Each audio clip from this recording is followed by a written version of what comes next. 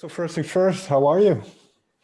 Good, actually very good today. And also like the last days, we've been quite creative. Although I know we currently live in Berlin, it's very dark and we kind of locked down in our flat, but I think we're taking advantage of the time in a creative way. So that's cool. Yeah, I just saw your bandmates. They were going back to songwriting. So it's good that you still have the ability to be creative together in this time. Yeah, true. I mean, we kind of, for us, we wrapped the last project.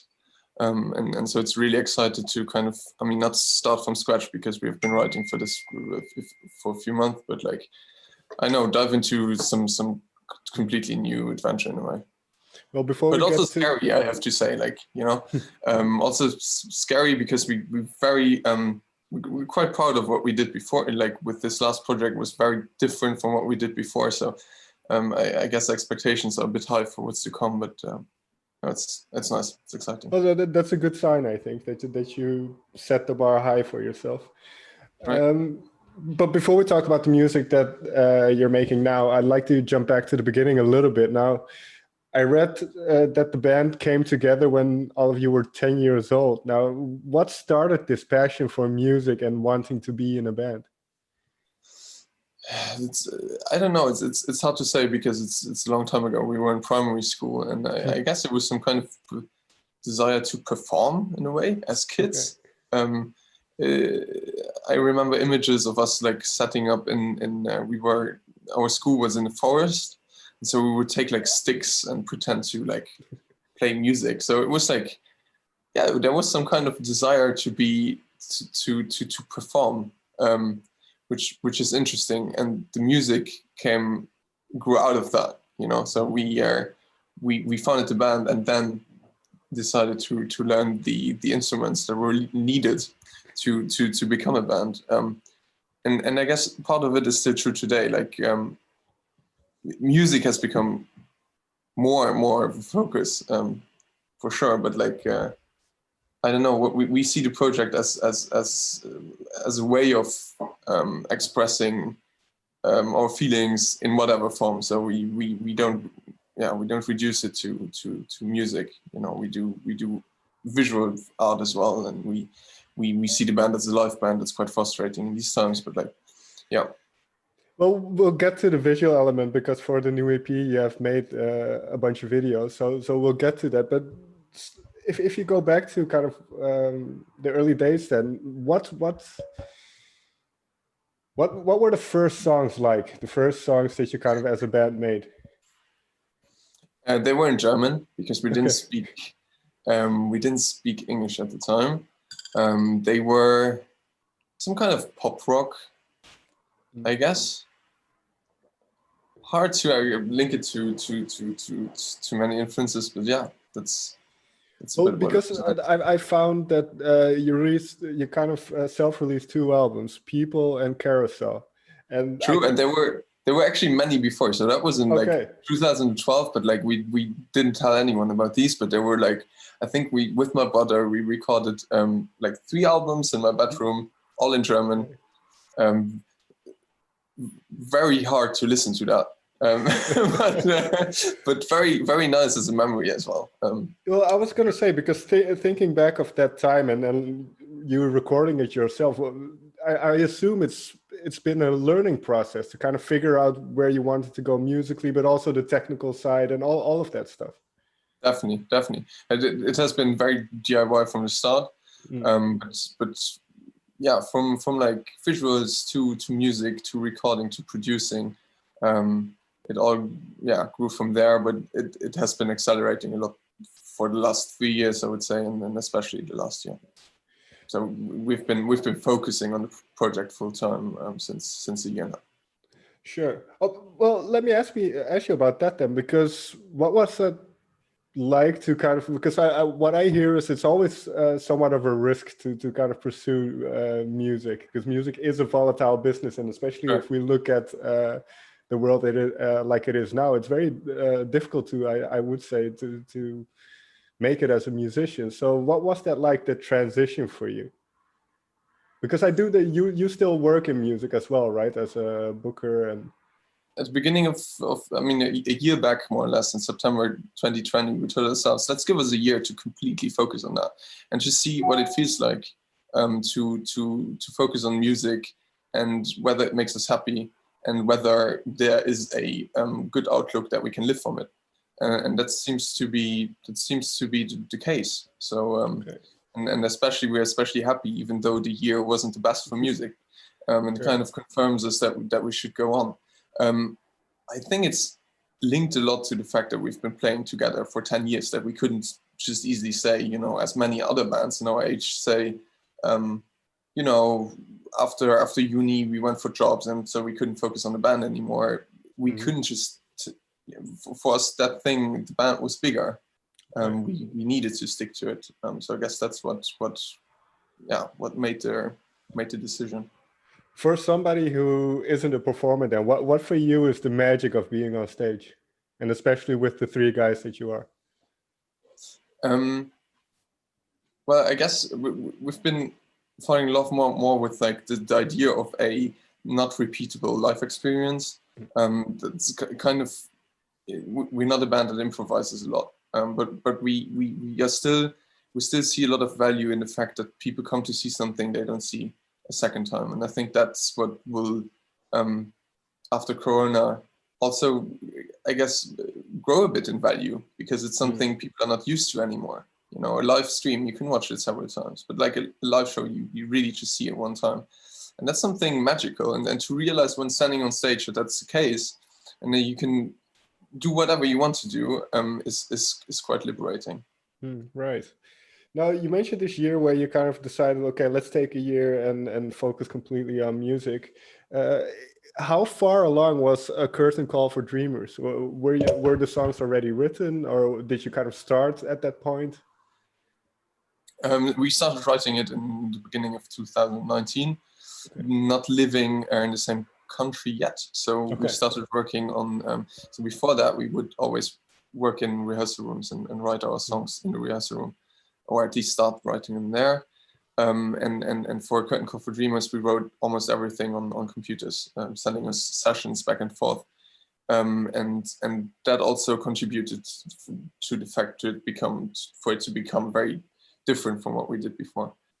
So I guess we worked on it for a year. We still wrote the last tracks when we released the first ones. So it was an ongoing process. We kind of built, also kind of on not really on the feedback, but on how it felt to release Papaya, to do the last videos and the last tracks. We actually finished producing the last song, Saturday Night, over Zoom during the pandemic, during the lockdown. So yeah, very fresh. Let's get into the songs a little bit more then, because like you say, that the approach was a little bit different. So the songs turned out a little bit different as well. What for you was the most surprising or maybe unexpected kind of thing that ended up on the album? I would say in general, not as a specific thing, the love we developed for fiction. Okay. Like before we were like, I mean, we changed obviously a lot as people from the time we released our first album, Swinging Youth, like being 18, to releasing A Curtain Call for Dreamers now at 23. And so before we were the kind of indie band that wrote songs about, I don't know, teen experiences and also a bit mystical, but very autobiographic and just, you know, trying to make it sound cool. Very, very much influenced by other bands we really perceived as idols, like Foals or something. And it shifted to something I would say is a bit more authentic. And we actually fell in love with something we wouldn't have done before, which is fiction. So making up stories, making up worlds, and diving into characters. And that was very strange at first, but we just realized how much fun it is, how much we love fiction in terms of movies, and also some kind of surrealism or magical realism. The kind of stuff in movies excites us so much, and so we thought, why aren't we doing that in what our art is? So yeah, that was very, very exciting and very strange at the beginning, and we were quite insecure about it. Like when Papaya first came out, we were like, okay. Also, kind of the humor wasn't in our music before either. So it was more on the conceptual side, or the kind of what kind of stylistic elements you use to make not just your music but also your visual art. And then, yeah, like you say, then you go into the visual art. And for this EP, there are 5 songs on it. You have made 5 videos. So how involved are you? You mentioned DIY. Are you very involved in that whole process of making the videos? And yeah, so the idea was to write them with the songs, some a bit afterwards, some really with the first sessions. So when we had, the first songwriting session for Saturday Night, for example, we first had the video in our heads and wrote the lyrics around it. So that was quite cool. So we wrote all the videos. Mainly Jan, our bassist, was directing them. So he had to focus on these. But we produced them ourselves. We got a team of friends around us to shoot them. So very exciting, a lot of work. I guess we spent more time on the visuals, to be honest, than on the music in the end. Which I guess we'll do a bit differently for the next project. But we just had kind of, we see ourselves as like film interns in a way, we had like first-hand experience in let's say amateur filmmaking. And that was super exciting. And we realized that we want to do that more. Jan is also doing more video projects for other artists now. So it's something to develop and to definitely stay a big part of our project as well. Can we pick out one song, and I'll let you pick, but for which the theme was most exciting for you, both lyrically as well as visually? Okay. Hard to say. Like it's funny because it has been changing with the course of releasing it. That's often the newest one is the most exciting. Well, if you prefer to pick one, that's fine as well. I can pick my favorite as well. Okay, I would say my favorite is still Saturday Night. It doesn't have as a precise, let's say, conceptual or it doesn't have a precise message like the others. A bit more, it's also less societal or less political in a way. But Saturday Night was the idea of bringing all the characters back together into like some weird fictional, but also meta-fictional with different layers of fiction overlapping, and to make that collide in one video and one night, which is basically the same story in the lyrics than in the video. And just to imagine that whole thing and making it, writing the lyrics and then making it happen on camera with the people involved. Also in very long shots. That was also an idea of the series, to kind of capture that live idea, because when you do shots of like in Saturday Night 1 minute 15, it is a bit like doing something live, because like it can't go wrong, and you can do it several times, but it's very exciting. It makes you nervous, and I think you can feel that a bit in the videos. It takes, cutting makes video making easier, because like you have more dynamics and more rhythm. But not having cuts in music videos builds tension, in my opinion. It takes the rhythm away, but it's a very exciting technique as well. So that would be kind of my. It was very fun to make as well. So I'm really happy how it turned out. What is your favorite? Well, Catch Up on My Own Knees is the one that stood out for me. Nice. Because you mentioned the word humor, and I like that element of humor. And it's not just that song, but there's this playfulness in the songs, which I really like. Yeah, that's a very, very nice incarnation of our bassist's humor, but also personality, of its randomness and artistic. Playfulness, I would say. So I'm really really excited to have heard that down in a video. And it was like filmed during pandemic. It should have been done very differently. I mean, and we filmed it. There were 3 people involved filming it at Jano's home. So that was quite exciting as well. Like you say, a crash course in making videos. That's quite cool. Yeah, sure. But one thing about that song, because that "Hungry for More" line that is repeated, the way I heard it, and maybe it's out of context, but is that also kind of the way you look at what you want to do in music, that you're very hungry for things to happen? Yeah. So the song was mainly about this idea of always wanting more, and it's hard to be at a point and tell yourself, oh, I'm happy, I have everything I want. The grass is always green on the other side. We always strive for what we don't have, also in relationships, and then, so that was some basic kind of philosophical idea, and that's absolutely true for what we do music wise. But we try to take a step back, and also now we just kind of made our dream come true. We moved to a flat together. We are about to live from our music, and we just made something we were really proud of artistically. So I guess it's really hard. It's really important at these points to like value what you have, but it's tough. You always take what you take for granted what you achieve, and you also through social media you push to comparison. Sure. And I guess meditation is key. trying to be conscious about what's happening.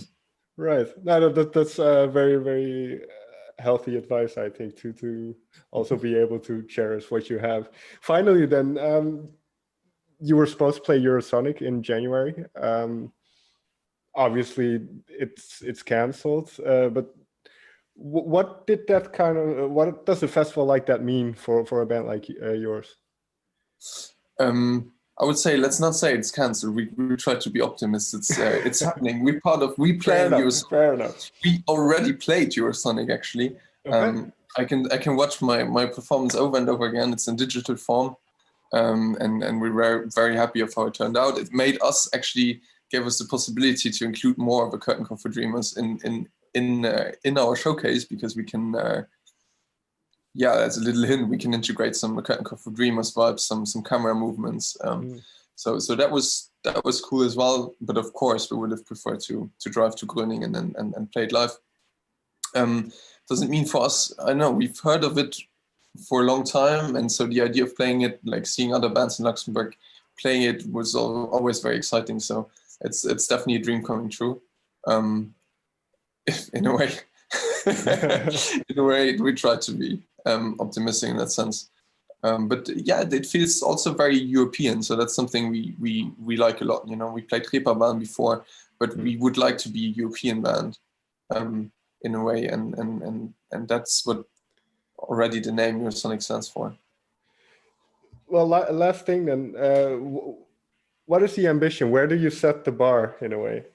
And maybe that's too grandiose to ask. That's very well linked to Hungry for More. I think you always push the bar whenever you arrive somewhere.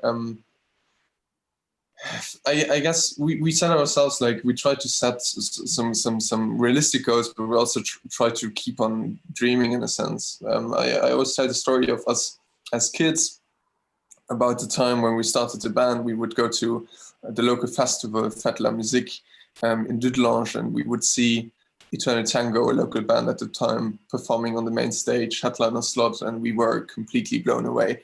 And that was a thing we really wanted to do. And I mean, we played there several times, and that slot, I mean, it would be completely feasible. So it's really, in a way, we're already living the dream. So coming back to that is very important.